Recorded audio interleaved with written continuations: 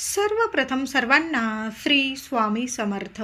स्वामी महाराजांच्या कृपेने तुमच्या सर्व चांगल्या इच्छा पूर्ण होत ही स्वामींचरणी प्रार्थना करते आणि आजच्या व्हिडिओला सुरुवात करते. महिलांनो, आपल्या स्वयंपाकघरात नेहमी या चार वस्तू नेहमी भरून ठेवत जा. नेहमी आपल्या घराची भरभराटी होते. आपलं स्वयंपाकघर प्रत्येक गृहिणीचं, गृहलक्ष्मीचं आपलं स्वयंपाकघर म्हणजे अगदी जिव्हाळ्याचं असतं. आपला अर्धा वेळ त्या स्वयंपाकघरातच जात असतो. कुठं काय आहे, कमी जास्त, कुठं काय ठेवलेलं आहे, आपल्या महिलांना, बायकांना जास्त माहीत असतं. म्हणून या गोष्टींची काळजीसुद्धा आपणच घेतली पाहिजे महिलांनो.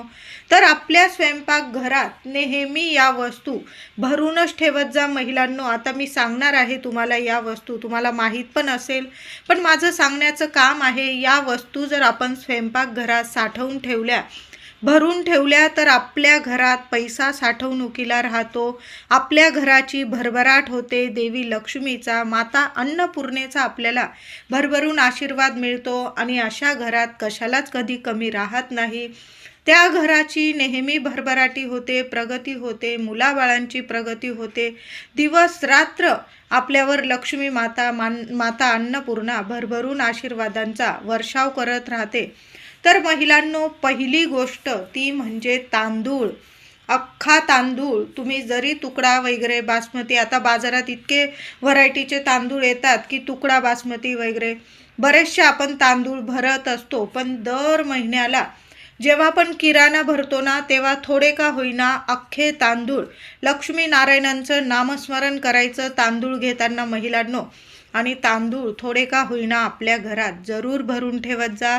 अख्खे तांदूळ आणि त्यातले थोडेसे आपण जो आपला हळदी कुंकवाचा करंडा असतो त्यात अक्षता म्हणून सुद्धा थोडेसे महिन्यातून थोड्याशा अक्षता आपल्या आधी देवघरात करंड्यात टाकायच्या, आपल्या हळदी कुंकवाच्या पात्रात, आणि मग तो तांदूळ वापरायला काढत जा. बघा, लक्ष्मी नारायणांची भरभरून कृपा होईल तुमच्यावर.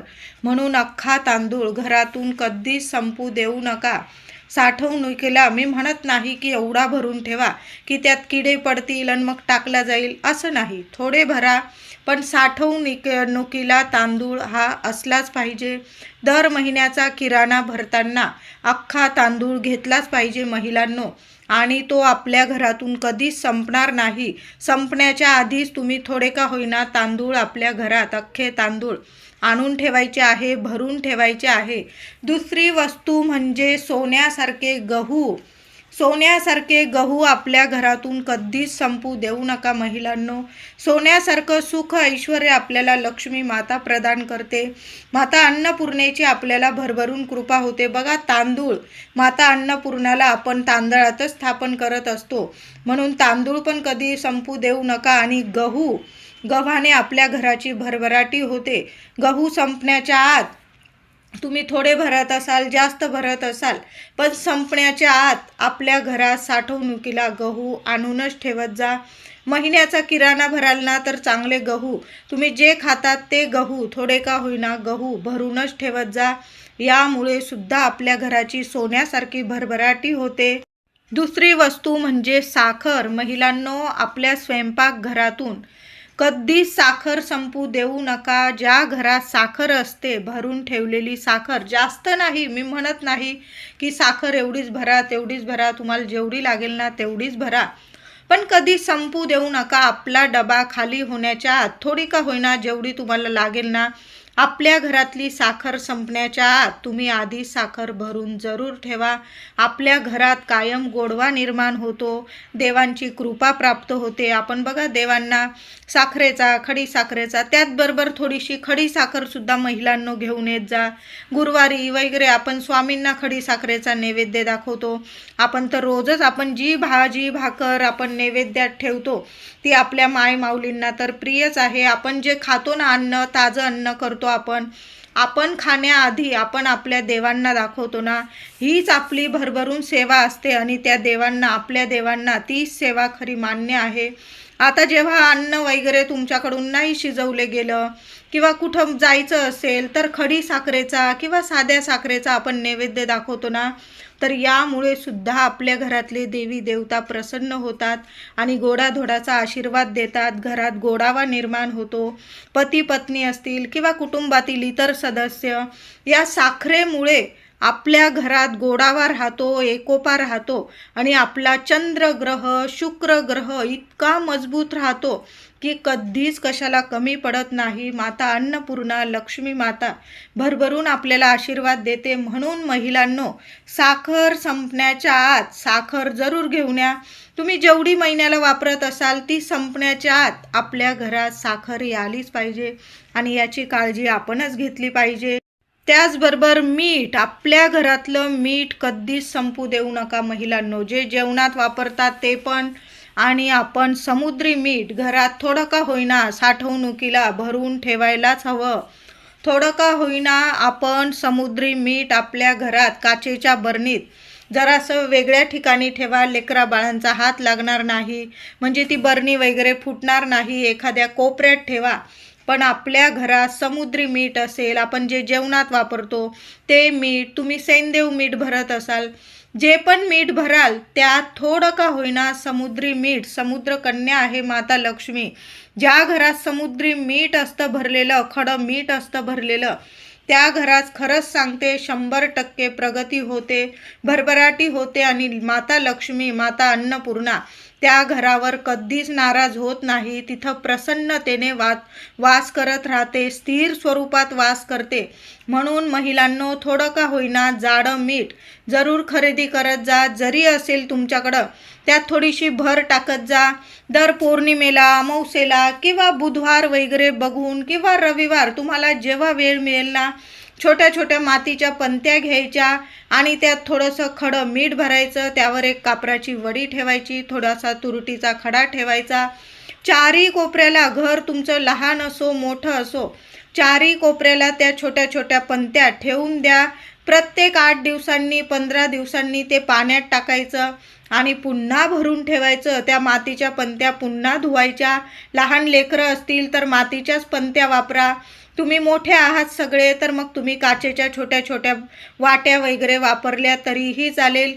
त्या काचेच्या वाट्या पुन्हा धुवायच्या, पुन्हा त्या वस्तू भरायच्या. चारही कोपऱ्यांना हा उपाय दर 15 दिवसांनी करायला सुरुवात करा. घरात कितीही नकारात्मकता असेल ती शोषले जाईल. ते मीठ असेल, तुरटी, कापूर, सर्व नकारात्मकता ओढून घेते, खेचून घेते आणि आपल्या घरातलं वातावरण सकारात्मक, पवित्र, दैवी शक्तिमय बनवते. म्हणून हा उपाय सुद्धा करा आणि आपल्या घरातलं मीठ महिलांनो कधी संपू देऊ नका. भरून ठेवत जा, भरभराट होईल तुमच्या घरात कायम. त्याचबरोबर हळद महिलांनो, आपल्या घरातली हळद कधी संपू देऊ नका. साक्षात लक्ष्मी नारायणांची कृपा आहे ती म्हणजे हळद. प्रत्येक गोष्ट, शुभ कार्य हळदीशिवाय पूर्ण होत नाही. कुठली पूजा हळदीशिवाय पूर्ण होत नाही. म्हणून आपल्या घरातली हळद कायम भरून ठेवा महिलांनो. संपण्याच्या आत आपल्या घरात आठवणीने हळद ही भरलीच गेली पाहिजे. नक्की भरून ठेवत जा. हळकुंड भरत असाल, हळकुंड भरून ठेवत जा. आपल्याला पूजेला वगैरे हळकुंड पण लागतात. नाही हळकुंड भरायचे तुम्हाला, आपण जी वापरतो अन्न शिजवण्यात वगैरे किंवा देवांना आपण रोजचा तिलक करतो, ती हळद आपल्या घरात नेहमी थोडी का होईना भरून ठेवत जा महिलांनो. संपण्याच्या आत आपल्या घरात हळद ही आलीच पाहिजे. त्याचबरोबर तुरटी महिलांनो, कधीच नकारात्मकता तुमच्या घरात प्रवेश करू शकणार नाही. तुरटीचा खडा आपल्या घरातला कधीच संपू देऊ नका. भरून ठेवत जा. कायम थोडी का होईना तुरटी भरूनच ठेवत जा. बघा, लेकरं आपले खेळतात, पडतात, झडतात. थोडं लागलं, थोडी तुरटी घसून घेत जा, थोडी हळद टाका. थोडं गरम करून ते लेप जरी आपल्या मुलांना लावला ना, क्षणात थोड्या वेळातच तुमच्या मुलांना काही लागलं वगैरे असेल, सूज आलेली असेल तर लगेच सूज वगैरे सुद्धा उतरून जाते. मुलांना खूप दृष्ट लागलेली आहे, प्रगतीत अडचणी येत आहे, कामात यश मिळत नाही. मूल मोठं असो छोटं असो, बुधवार, रविवार, अमावस्या, पौर्णिमा, मुलांवरून 7 वेळा एक तुरटीचा खडा उभं करायचं पूर्व पश्चिम. लेकरांना, पतिदेवांना लागलेली असेल दृष्ट, पूर्व पश्चिम उभं करा. उजव्या हातात एक तुरटीचा खडा घ्या, 7 वेळा ओवाळून घ्यायचा. सरळ वाहत्या पाण्यात टाकून द्यायचा किंवा आपल्या बेसिनमध्ये हात धुवून घ्या.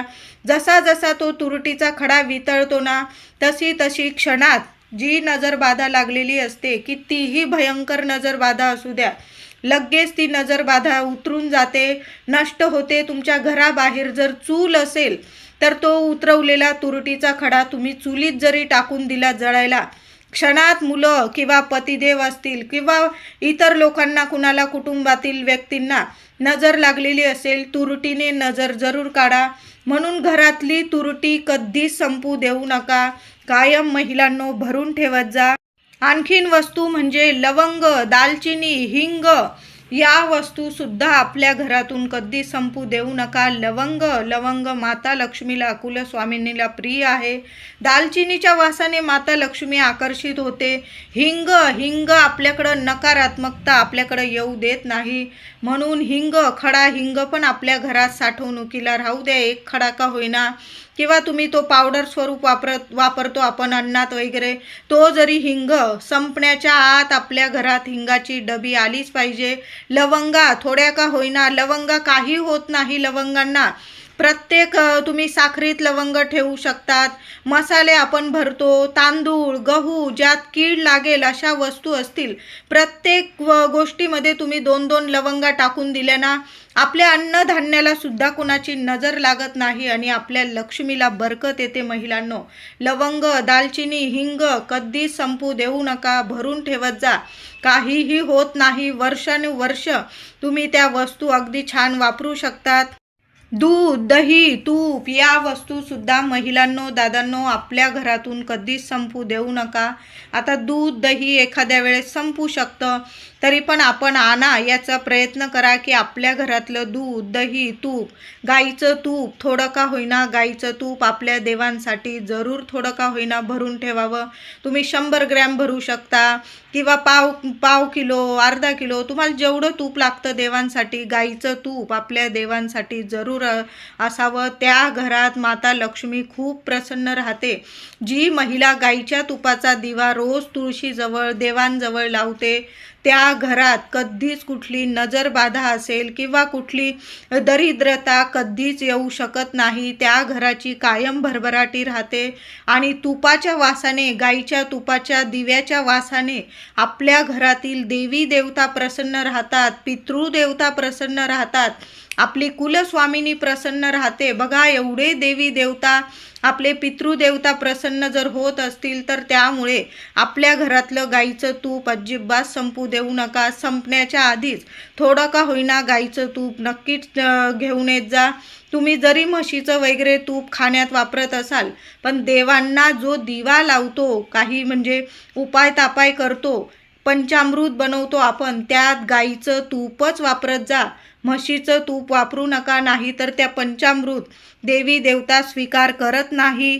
घरातला कापूर कधी संपू देऊ नका. महिलांनो, दादांनो, भीमसेन कापूर वापरत असाल, साधा आपल्या देवी देवतांची आरती करतो आपण, तो कापूर कधी संपू देऊ नका. आधीच थोडा का होईना कापूर, दर महिन्याला थोडा का होईना कापूर जरूर घेऊन येत जा.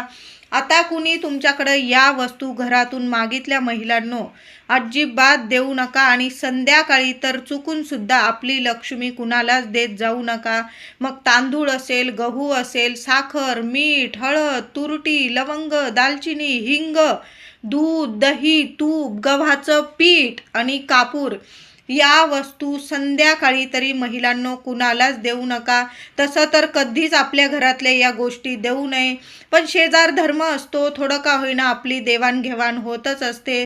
त्याचबरोबर श्रावण महिना येताच कुठल्याही एका शुक्रवारी, श्रावण महिन्याच्या शुक्रवारी थोडं का होईना समुद्री मीठ, खडं मीठ जरूर खरेदी करून आणा. तुम्ही जेवणात जे वापरता तेही शुक्रवारी श्रावणात जरूर खरेदी करून आणा. तसं तर आपण किराणा घेताना शुक्रवार बघून घेतला तर अतिशय शुभ ठरतो. अन्नधान्याला बरकत येते, घरात लक्ष्मीला बरकत येत असते. पण जेव्हा श्रावण महिना येतो ना, तेव्हा तर आवर्जून एका का होईना शुक्रवारी खडं मीठ भरून घ्या. जे तुम्ही जेवणात वापरता किंवा सेंदेव मीठ असेल, काळं मीठ असेल, ते सुद्धा तुम्ही शुक्रवारी भरा. जेव्हा आपण शुक्रवारी श्रावणाच्या खडं मीठ भरतो ना, तर आपल्या घरात कधीच कशाला कमी पडत नाही. लक्ष्मी खूप प्रसन्न होते. मिठाचे फायदे तर सर्वांनाच माहीत आहे. बाळ जरासं रडायला लागलं आपलं लेकरू, तरी पण कुठलीही आई थोडंसं खडं मीठ हातात घेते, मुलावरून 7 वेळा उतरवून पाण्यात टाकून देते. लगेच मुलाची नजरबाधा उतरून जाते. जेव्हा आपल्या घरात नकारात्मकता वाटत असेल तर 4ही कोपऱ्यांमध्ये बुधवार शुक्रवार बघून उपाय केले महिलांनो चालेल. 4ही कोपऱ्यांमध्ये छोट्या छोट्या मातीच्या पंत्या, लहान लेकरं नसतील तुमच्या घरात, मोठे आहे तर तुम्ही काचेच्या वापरू शकता. 4ही कोपऱ्यांमध्ये त्या काचेच्या पंत्यांमध्ये वाट्यांमध्ये थोडं थोडं खडं मीठ भरावं. त्यावर कापराचा तुकडा ठेवावा, एखादा तुरटीचा खडा ठेवावा, एखादी लवंग ठेवावी आणि 4ही कोपऱ्यांमध्ये ठेवून द्यावं. घरातली नकारात्मकता क्षणात नष्ट होऊन जाते आणि इतकी सकारात्मकता, इतकी पॉझिटिव्हिटी येते आपल्या घरात की खरंच खूप चांगले घरात शुभ मंगल गोष्टी घडून येतात. मुलाबाळांना प्रगतीचे मार्ग मिळतात. कुठल्याही कामाला जाऊ दे, घरी येताना ते यश प्रगती घेऊनच येतात. कष्टाला फळ मिळायला लागतं. आपण जे पण कष्ट घेतो त्याला फळ मिळायला लागतं. लक्ष्मीला, अन्नधान्याला बरकत यायला लागते आणि आरोग्य प्राप्ती राहते अशा घरात. म्हणून मिठाचे उपाय तर आवर्जून करावे. आणि श्रावणाच्या किंवा इतर वेळीसुद्धा जेव्हा तुम्ही मीठ खरेदी कराल ना, तर जरूर शुक्रवारी खरेदी करा आणि श्रावणात तर हा उपाय जरूर करा. बघा, बऱ्याचशा महिला श्रावण महिना असू दे किंवा वर्षभरात कुठल्याही शुक्रवारी आपण मिठावर दिवा लावत असतो. खूप ऐश्वर्य आपल्याला मिळवून देणारा हा दिवा असतो. लक्ष्मीवर्धक हा दिवा आपण लावत असतो. संध्याकाळच्या वेळेला किंवा ब्रह्ममुहूर्तावर सुद्धा महिला असा दिवा लावतात. एक मोठी मातीची पंती घेतात, त्यात थोडं मीठ भरतात, त्यावर अजून एक पंती ठेवतात, तिला थोडीशी ओली हळद करून लावतात. त्यात आपल्या मसाल्याच्या वस्तू म्हणजे 2 हिरव्या वेलची, 2 लवंग, एखादा दालचिनीचा तुकडा, त्या सर्व वस्तू त्यात ठेवता. वरती एक दिवा ठेवता, त्यात तुपाचा किंवा तेलाचा दिवा लावून तो माता लक्ष्मी समोर उत्तर दिशेकडं, ईशान्य दिशेकडं तो दिवा प्रज्वलित केला जातो. यामुळे घरात बरकत येते. म्हणून अशा पद्धतीने मीठ जरूर श्रावणात खरेदी करा. तसेच श्रावणाच्या एखाद्या शुक्रवारी तुम्ही झाडूची म्हणजेच केरसुनीची खरेदी आवर्जून करा.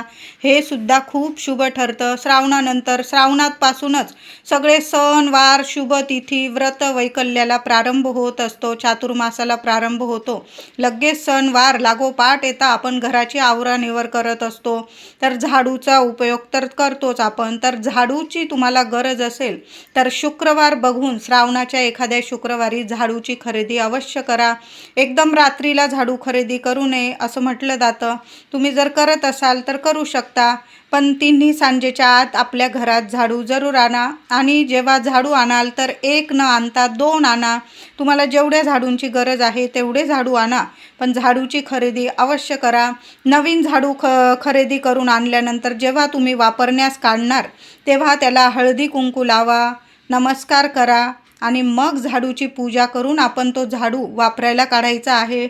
यामुळे सुद्धा आपल्या घरातली सगळी दरिद्रता बाहेर जाते आणि लक्ष्मी कायम स्थिर राहते. म्हणून झाडूचा हा उपाय जरूर सर्वांनी करा. श्रावण महिन्यात एका शुक्रवारी तरी आपल्या घरात 3ही सांजेच्या आधीच आपल्या घरात झाडूची खरेदी करून जरूर आणा महिलांनो. यामुळे सुद्धा घरात चांगले अनुभव येतील तुम्हाला. व्हिडिओ आवडला असेल तर लाईक करा, शेअर करा, चॅनलला नक्की सबस्क्राईब करा. धन्यवाद.